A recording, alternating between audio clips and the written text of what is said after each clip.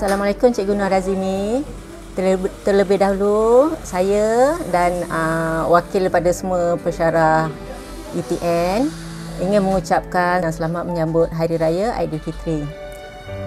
Selamat bersara Cikgu Nur Razimi. Terima kasih di atas tunjuk ajar dari Cikgu Nur Razimi dan juga sentiasa menyantuni kami, adik-adik dan juga para pelajar, dan sering memberi tazkirah setiap kali masuk kelas kepada pelajar-pelajar ETN. Bismillahirrahmanirrahim. Assalamualaikum.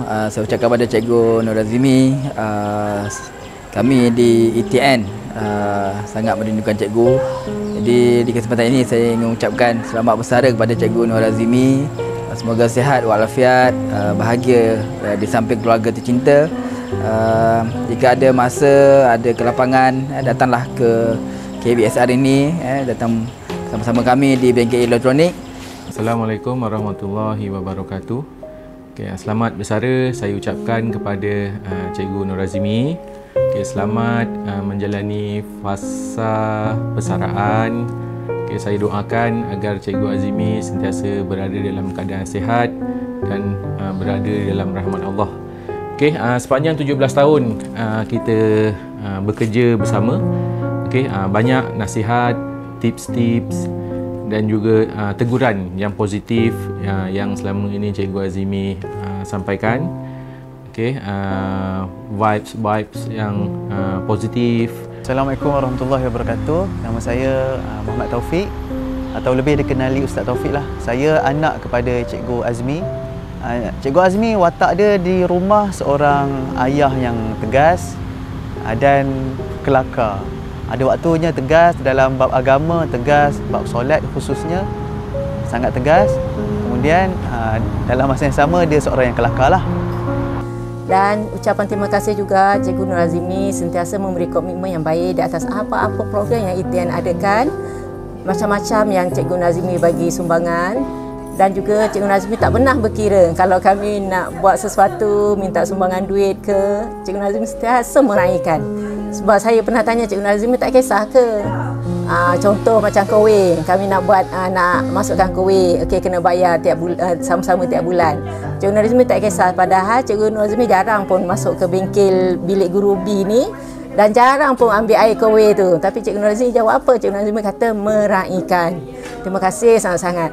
Sepanjang 17 tahun saya bekerja dengan Cikgu Azimi, saya rasa sangat jarang kalau saya nak nampak Cikgu Azimi berada dalam keadaan bad mood. Okey, Cikgu Azimi sentiasa ceria, sentiasa positif, sentiasa membina.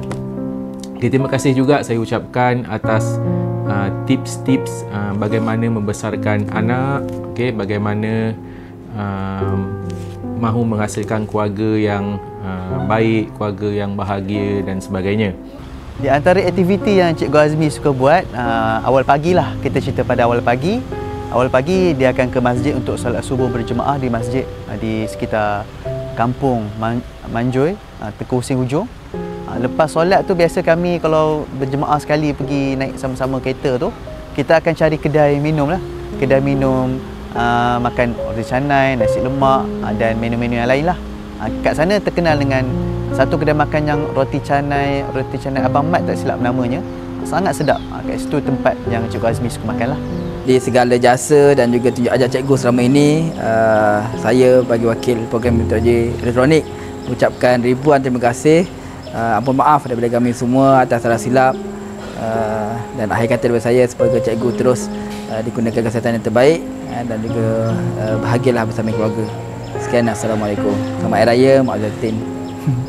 Di kesempatan ini saya ingin mengucapkan kepada Cikgu Azmi, ayah saya, iaitu selamat bersara, dan saya doakan supaya ayah saya terus diberi kesihatan yang baik. Semua cikgu sedia maklum yang mana sebelum ni ayah menghidapi penyakit minor stroke. Jadi saya mohon kepada semua cikgu-cikgu di KV, cikgu-cikgu yang lain, mungkin ada di antara cikgu-cikgu yang lain yang hubungannya dengan Allah Ta'ala sangat dekat, mungkin lebih dekat hubungannya dengan Allah daripada saya. Mungkin doa cikgu-cikgu di sana mungkin ada yang lebih makbul dari saya. Saya mohon cikgu-cikgu sama-sama doakan ayah saya supaya terus diberi kesihatan seperti sebelum ini dan moga-moga dapat terus bekerja insya-Allah.